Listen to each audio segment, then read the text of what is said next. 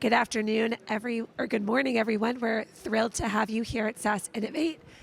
I have the pleasure of introducing Grace Barnhill this morning. She will be presenting insights into data integration. Let's hear it for Grace.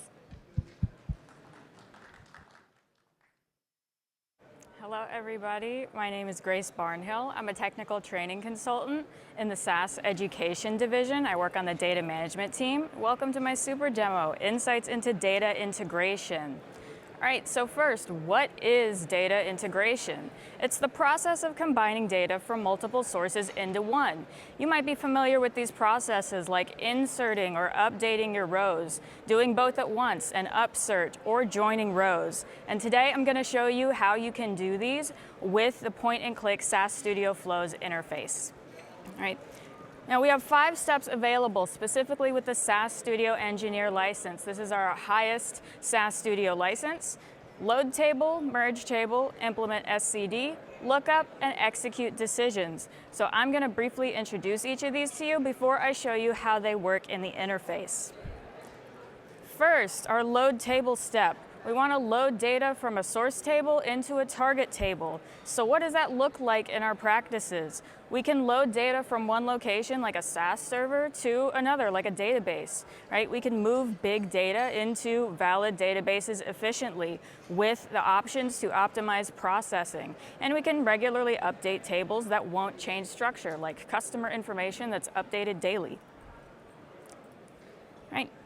Now, just some quick details here. The only requirement for this step is that your source and your target table need to have the same column structure. All right, so we know that we can match up, a customer ID from table 1 to a customer ID from table 2. Otherwise, you are not limited to the data types. So you could use a SAS source table and a database target table. All right, whatever you are wanting to do with this step. You can also create new tables with this step. In that case, you can copy the column structure from your source table, right, to go into that new target table. We do get 3 load techniques, our inserts, updates, and the combination upsert. And we have 2 sets of options you get with this step. So if you are doing inserts only, you get some pre-processing options. All right, say you want to clear or replace that target table before you do that insert, you have that option. And if you are working with valid database types, have them listed below here. You get some output table options if you want to load your data efficiently into that target table. Maybe you want to bulk load, or you want to choose how many rows that you have in each commit.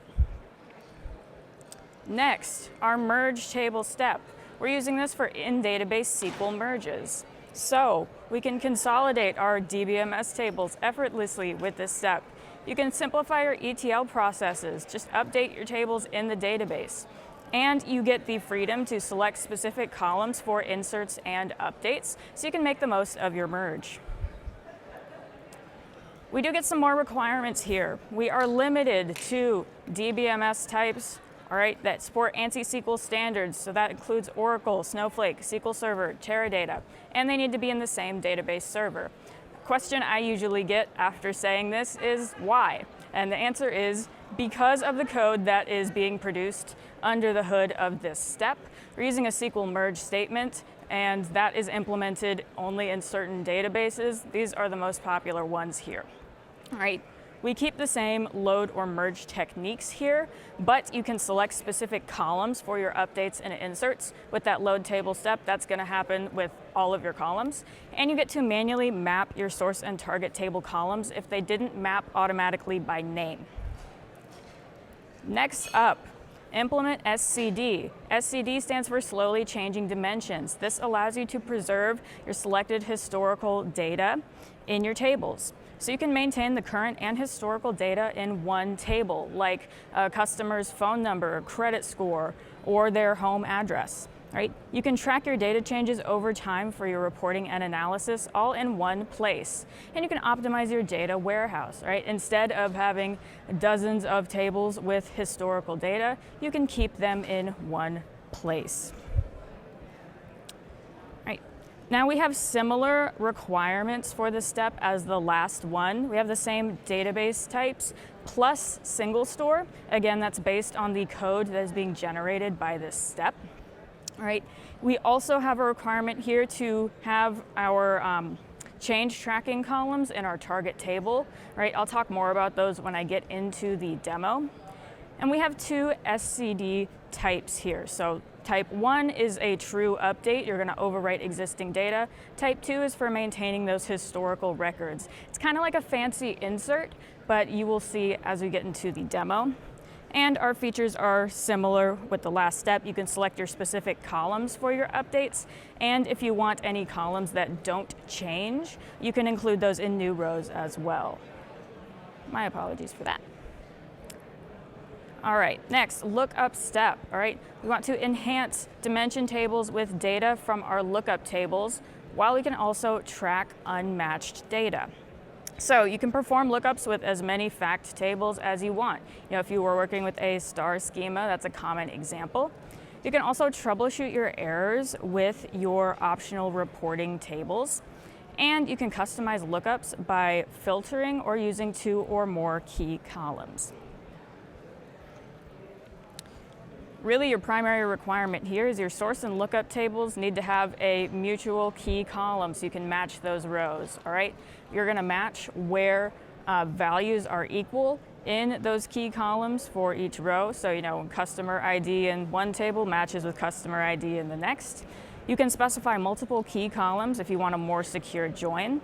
And as I mentioned, you can filter your lookup tables to make it more specific. And we get these options to add exception conditions and actions to control your join processing, and you can store data related to that into separate output tables. And our last step here is execute decisions. So we can integrate our published decisions into our flows without having to leave SAS Studio, all right? So we can simplify conditional processing in the flow, just pass it off to SAS Intelligent Decisioning. You can make your business decisions using the data you prepared in SAS Studio. And you can implement multiple parts of the analytics lifecycle with one node, right? You can prepare your data, you can add in your models, and you can simplify your existing practices. All right, requirements here. This is a CAS-based solution, so your decision needs to be published to a CAS destination. Your input table needs to be a CAS table. If you have CAS-specific data in your output of the decision, your output table would also need to be a CAS table. And of course, you need to have variables that map to that decision's input. We have several different decision objects you can take advantage of through this step. I've listed several here, including rule sets, models, microanalytic modules, and more. Right, and like with several other steps, we can manually map columns if we need to, and you get to preview the output variables generated by the decision. So with that, let's go ahead and get into our demonstration. All right. Okay, so I have a starter flow that I set up here with my source data.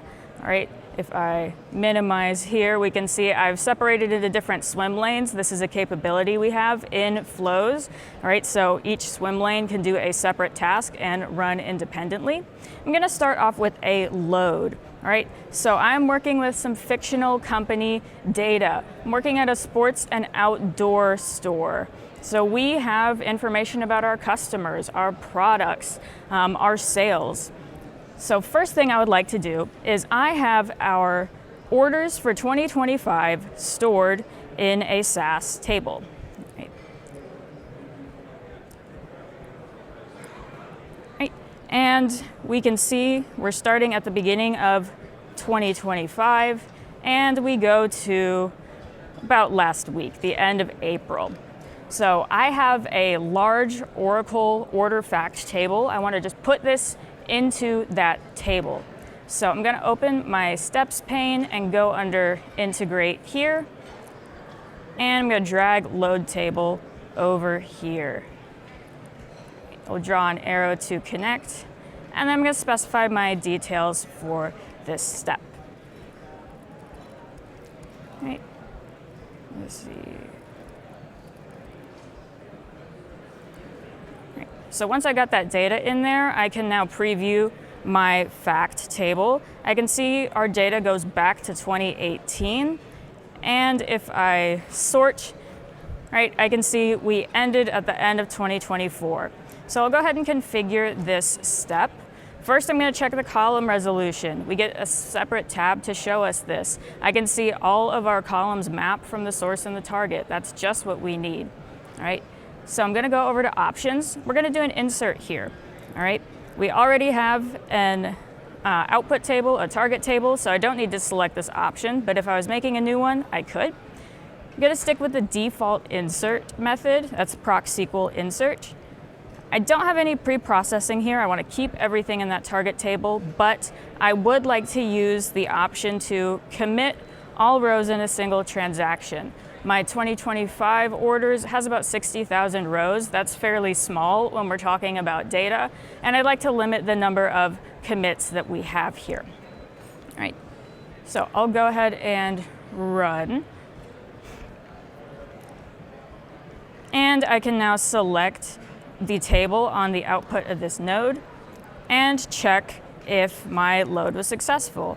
And the easiest way to do this is just to sort my data, and I can see now I have my 2025 orders in here. All right. Next, I'd like to do a merge to update my customer data. So I'm actually going to add merge first so we can look at our target table.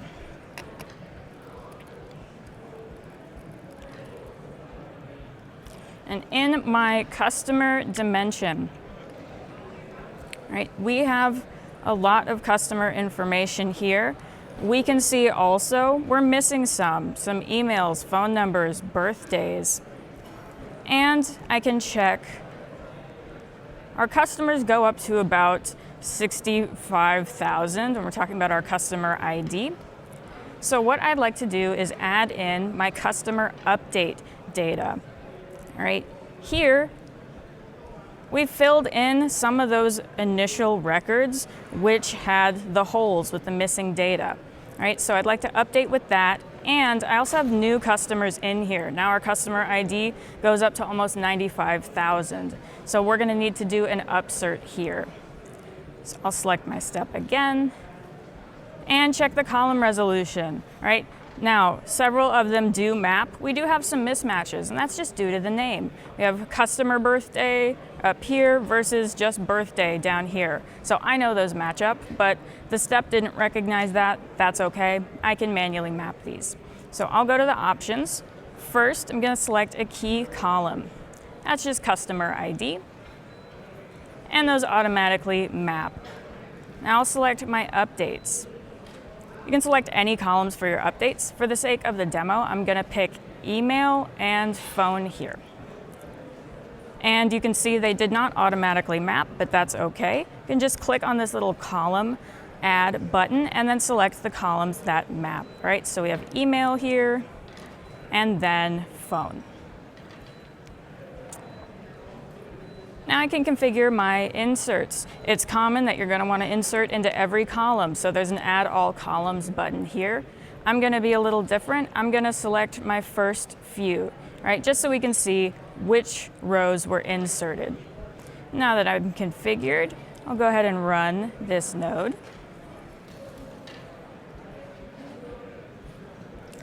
And we'll look at that output. All right, so we can see, all right, now our emails and phones have been updated from those missing values before. We still have some missing birthdays because I didn't pick those for updates. And if I look at the bottom of the table, right, I can see we've inserted our new customers, but only those first 4 columns because that's what I selected. All right, so next, we have our product price data stored in a slowly changing dimension. All right, we have just recently updated our prices, so it is time to put that into our dimension. So I'll add in implement SCD here. There we go. And my target table.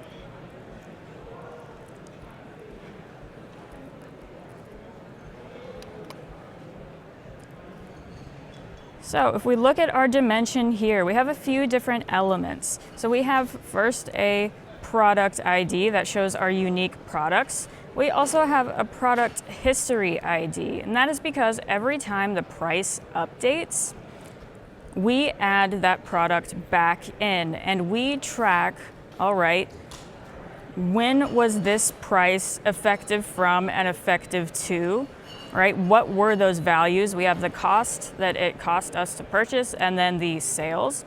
And then we have a flag telling us if this is the current record. So you can see that these several records, they're all for the same product ID, but you can see that as they have changed over time, these values have changed, but we can go back and see how that price has changed for us, right? If we want to do any additional analytics there. Right. So I'll go ahead and set up my update here. So identify my business keys. That's just product ID. That's our unique product values. Then we can set our true updates where we overwrite data. I'm not going to do that today. I just want to maintain my historical records. So I'm going to select my unit cost price and unit sales price. Right, those automatically map, but now I need to fill out this SCD information. So I need to put in the start date and the end date columns. So our start date is effective from. For any updates today, that's going to be set to today's date. Then our end date effective to, right? When we retire a previous record, it's going to be set to the current date minus an hour, right? And then the future date is going to be set to just the farthest date that we have away. And our flagging method, we use current flag, and that's just Boolean. So current is 1, not current is 0. And then we have our surrogate key. So that is a new key that basically tells us kind of the row number that we have. All right. So that's product history ID. All right. I don't have any other columns to include, so we're done here. I'll go ahead and run this. And in our output, right, if I sort by my product ID and then by my historical ID, I can see we added, all right, a new update here for this product we were looking at before. So that previous current record was set to end an hour ago, right? Now our new record is set to current when we just ran this. It will expire way, way, way in the future. All right, we can see those new values, and we can see this is now marked as the current record. So there's our dimension. Now with our lookup, now that we have our most current price data, I want to join this with our product data. So we have information like the product name, the supplier, all right, the group that it came from, etc. All right. We don't have the price in here because, as we just saw, the prices change over time. So I want to join those in now. So I will add my lookup step. We have 2 input ports now. So our source table, the table we want to augment, that's going to go to the top. And the lookup table, that's going to connect to the bottom. So we're going to set up our key columns, right, for the match. That's going to be product ID, and I have to select here, we just have some some casing here going on. So product ID matches to product ID. Then I want to set a filter. We just talked about how in our dimension, we keep all the historical data, right? We only want to join the current prices. So I want to filter current flag equal to 1. And I'm going to set some exceptions here. Now these are the default. So what's going to happen if the lookup table is missing or it doesn't have any rows? Or what if a lookup value is not found? So we have a product that doesn't have a matching price, all right? So I'm going to keep these default settings here. We have options to add a row to the error table and to the exception table, and it's going to be set up in just a moment. I set my target columns here. I want to add everything from my product dimension, so I'm just going to click here, add all columns, and then I'm going to add my price columns from my price dimension. Then I'll set my error tables. So the error table is just going to store the rows that didn't have a match here. So we will set here, you can pick any of the rows from that source table. I'm going to pick all of them. Click OK. I can choose to limit the number of errors if I want, and then once I hit that limit, I can abort the flow, or I can ignore the remaining errors. I'm not going to do that in this case, but just showing you the option. And then we have the exception table. It's very similar, but it's going to tell us, all right, what was the exception condition that was triggered, the action that was taken, all right, which lookup table did that come from? And we can add in more source columns. So I'll just add in the product ID and the product name. And now we can go ahead and run. And actually our output now has been expanded to have those 3 tables.